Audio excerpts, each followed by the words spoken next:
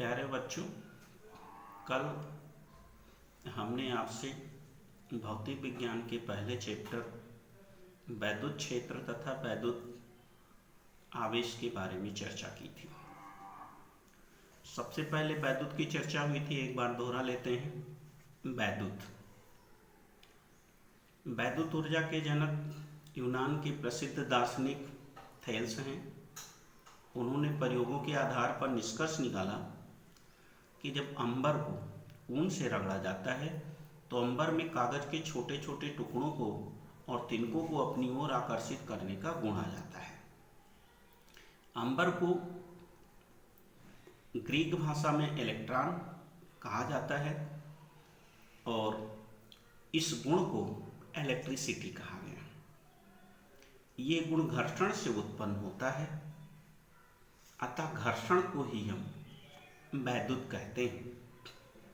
और जो वस्तुएं ये गुण ग्रहण कर लेती हैं, कौन सा गुण? कागज के छोटे छोटे टुकड़ों और तिनकों अर्थात हल्की वस्तुओं को अपनी तरफ आकर्षित करने का गुण।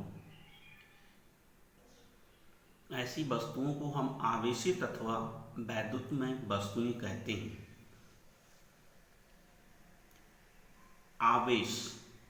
आवेश के बारे में भी हम पढ़ चुके हैं।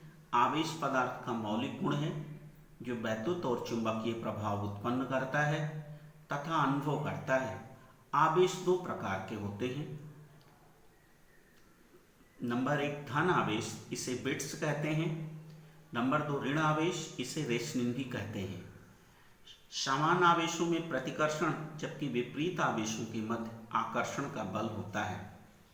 सबसे महत्वपूर्ण प्रॉपर्टी आवेश के क्वांटीकरण की चर्चा करेंगे। आवेश का क्वांटीकरण, आवेश को अनिश्चित रूप से विभाजित नहीं किया जा सकता, अर्थात किसी भी पदार्थ पर आवेश की मात्रा स्मॉल ई की पूर्ण गुणज में होती है, अर्थात वस्तु पर संभव आवेश की मात्रा Q = Ne, जहाँ स्मॉल ई बराबर 1.6 × 10⁻⁻19 इलेक्ट्रॉन का आवेश है। किसी भी वस्तु पर आवेश की उपस्थिति अथवा प्रकृति ज्ञात करने के लिए विद्युतदर्शी स्वर्णपत्र वैद्युतदर्शी का उपयोग किया जाता है।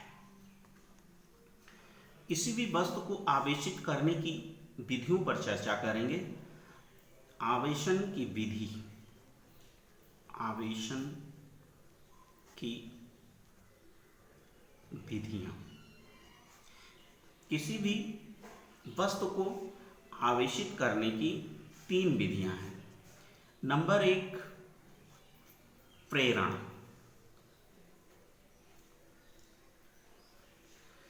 प्रेरण विधि में हम वस्तुओं को संपर्क में नहीं लाते हैं, बल्कि वस्तुओं को एक दूसरे के निकट ले जाने से वस्तुएं आवेशित हो जाती हैं। सपोज कीजिए ये वस्तु A है और ये दूसरी वस्तु इसके समीप लाया B, तो इसको हम टच में नहीं लाते हैं, आपस में इतना नज़दीक लाते हैं।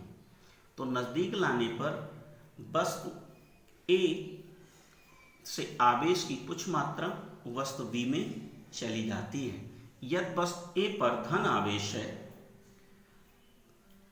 तो पास वाली वस्तु पर ऋण आवेश आ जाता है। आवेशन की दूसरी विधि है घर्षण।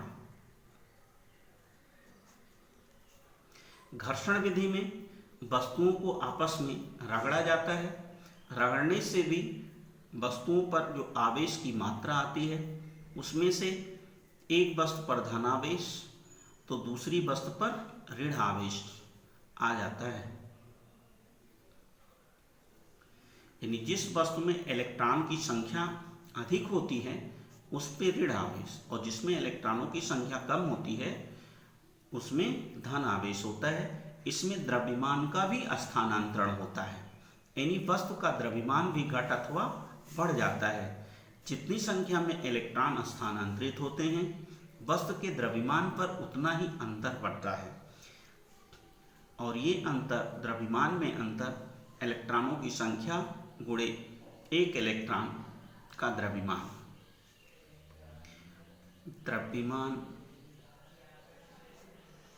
बराबर इलेक्ट्रॉन का द्रव्यमान गुणे स्थानांतरित इलेक्ट्रॉनों की संख्या।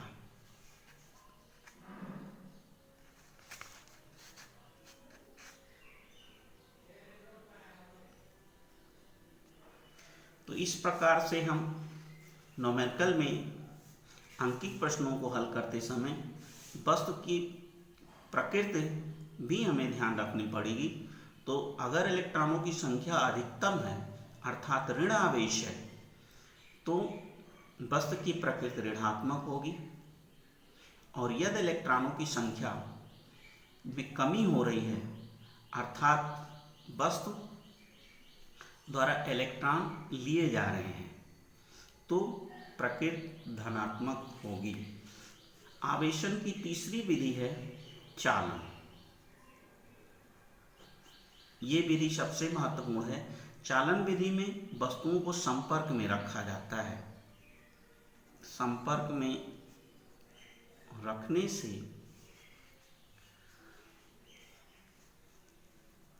वस्तुओं पर आवेश समान रूप से वितरित हो जाता है।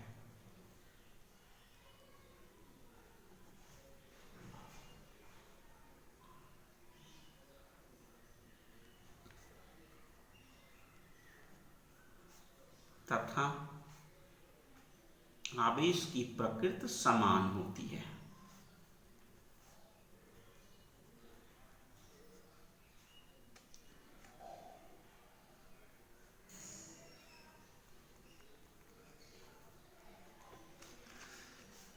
जैसे चालन विधि में जब वस्तुओं को हम संपर्क में रखेंगे, ये वस्तु A है और ये दूसरी वस्तु B है, तो इस वस्तु पर अगर धन आवेश है तो पास वाली वस्तु पर ही धन आवेश ही होगा। यदि दूसरी वस्तु का संपर्क हम पृथ्वी से कर दें तो ये भू संपर्क कहलाएगा। ऐसी स्थिति में इन पर जो आवेश की मात्रा है वो शून्य हो जाएगी। आवेश की मात्रा बराबर शून्य हो जाएगी। किंतु यदि भू संपर्कित नहीं है और इस पर Q1 और इस पर Q2 आवेश हो तो आवेश की मात्रा, तो इसमें नंबर 1 अगर भू संपर्कित है तो आवेश की मात्रा शून्य हो जाएगी, क्योंकि हमारी पृथ्वी है इसकी धारिता अनंत होती है। इसमें चाहे जितना धन आवेश या ऋण आवेश दिया जा सकता है अथवा दिया जा सकता है, पृथ्वी पर कोई प्रभाव नहीं पड़ता है। इसलिए दो वस्तुओं को अगर संपर्क में रखा जाता है तो जितनी आवेश की मात्रा होती है वो पृथ्वी में चली जाती है। इसलिए वस्तुओं पर जो आवेश की मात्रा होती है वो शून्य हो जाती है। जबकि यदि भू संपर्कित न हो तो आवेश की मात्रा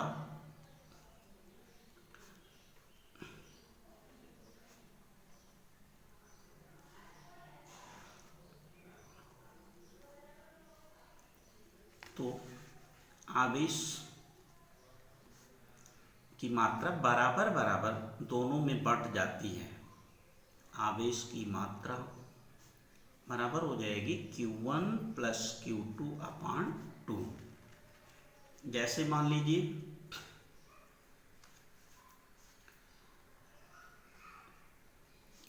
वस्तु A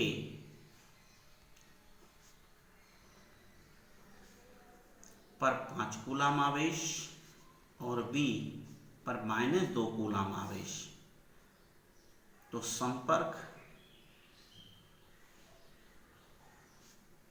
के बाद आवेश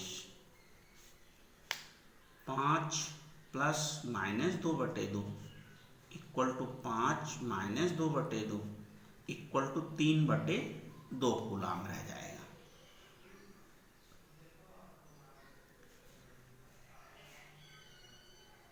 अब हम कुछ अंकित प्रश्नों की बात करेंगे। न्यूमेरिकल प्रश्न है जो Q बराबर NE पर ही है। इसमें हमें आवेश की प्रकृति तथा आवेश की मात्रा की गणना करनी होती है। एक प्रश्न हम लेते हैं, देखते हैं कैसे करते हैं इसे।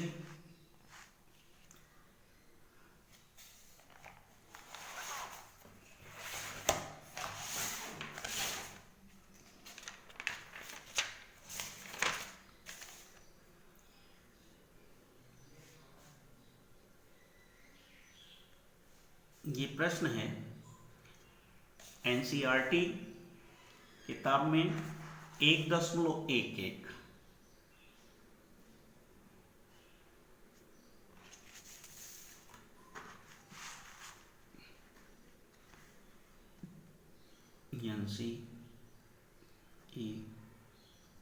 NCERT question number 1.1। क्वेश्चन इस तरीके से है, ऊन से रगड़े जाने पर पॉलीथीन का टुकड़ा, प्रश्न, ऊन से रगड़े जाने पर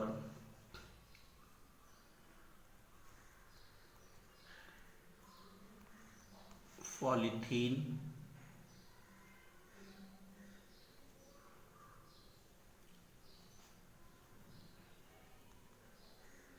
का टुकड़ा 3×10⁻⁷ कूलम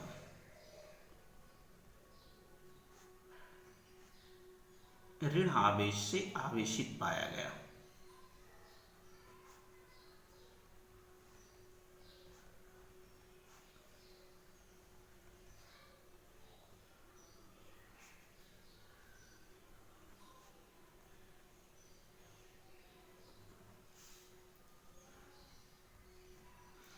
ऋण आवेश से आवेशित पाया गया। इस नंबर 1, ज्ञात करें स्थानांतरित इलेक्ट्रॉनों की संख्या।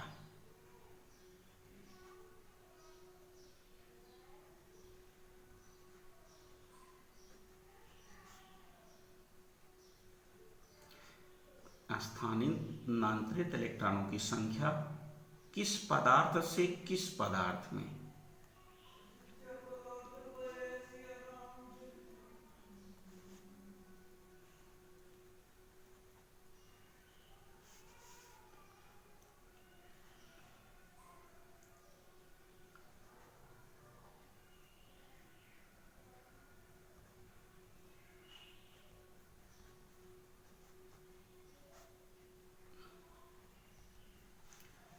दूसरा पॉइंट इसमें है, निकालना है हमें,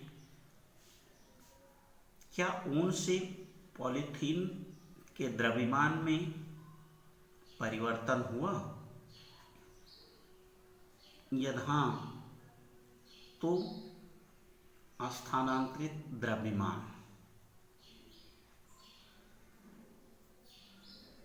इसको ऐसे लिख सकते हैं, द्रव्यमान में परिवर्तन। सॉल्यूशन क्वेश्चन का बहुत सिंपल है। इसमें दिया गया है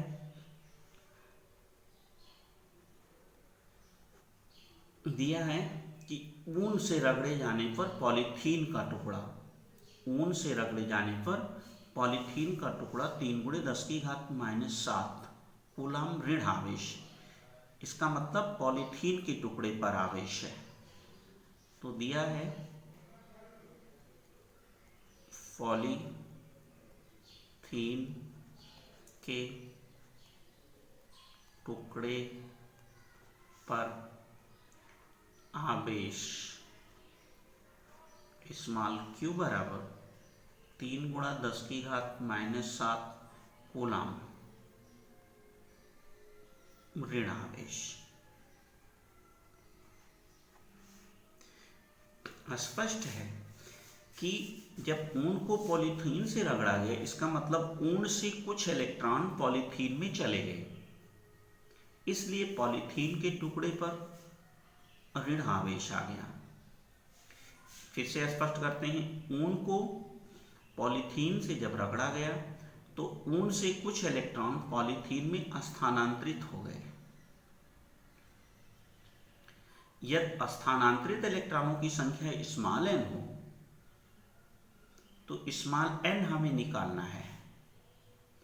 स्मॉल n चूंकि Q इक्वल टू होता है स्मॉल n इंटू ई या small n equal to Q upon e या small n equal to Q 3 गुणे 10 की घात -7 अपॉन स्मॉल ई 1.6 गुणे 10 की घात -19। ये स्मॉल ई आप याद रखेंगे 1.6 गुणे 10 की घात -19। इसे हम सरल करेंगे तो सरल करने पर आता है 1.875 गुणे 10 की घात 12 इलेक्ट्रॉन। इसका अर्थ हुआ कि ऊन से पॉलीथीन में 1.875 गुणे 10 की घात 12 इलेक्ट्रॉन स्थानांतरित हुए। अब चूंकि इलेक्ट्रॉनों का स्थानांतरण ऊन से होता है, इलेक्ट्रॉनों का स्थानांतरण ऊन से पॉलीथीन में होता है, इसलिए पॉलीथीन का द्रव्यमान कुछ बढ़ जाएगा और ये द्रव्यमान में वृद्धि जो होगी, ये इसका ए पार्ट था। बी पार्ट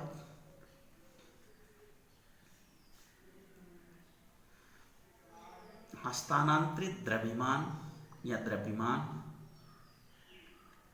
इसको ऐसे लिखेंगे हम, हस्तांतरित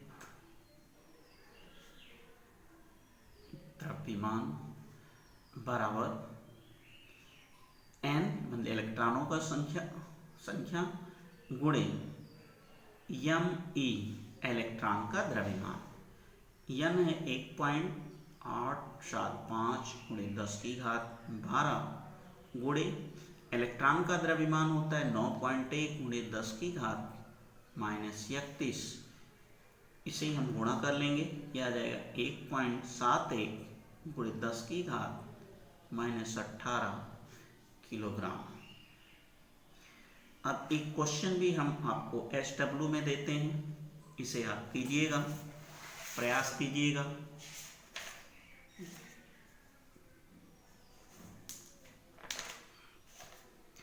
कांच की छड़ को रेशम से रगड़ने पर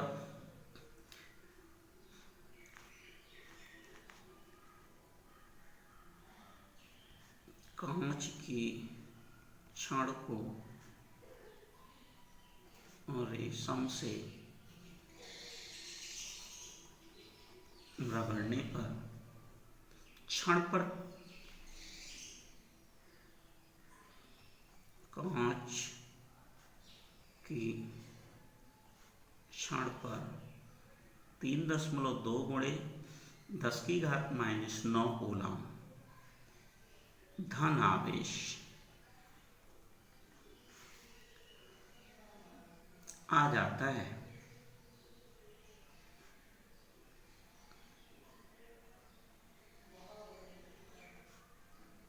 ज्ञात करें। नंबर 1,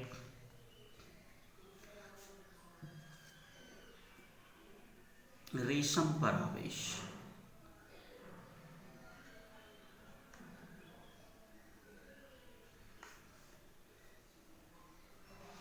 नंबर 2, छड़ से रेशम में स्थानांतरित इलेक्ट्रॉनों की संख्या। छड़ से रेशम में स्थानांतरित इलेक्ट्रॉन की संख्या। नंबर 3, छड़ तथा रेशम के द्रव्यमान में परिवर्तन।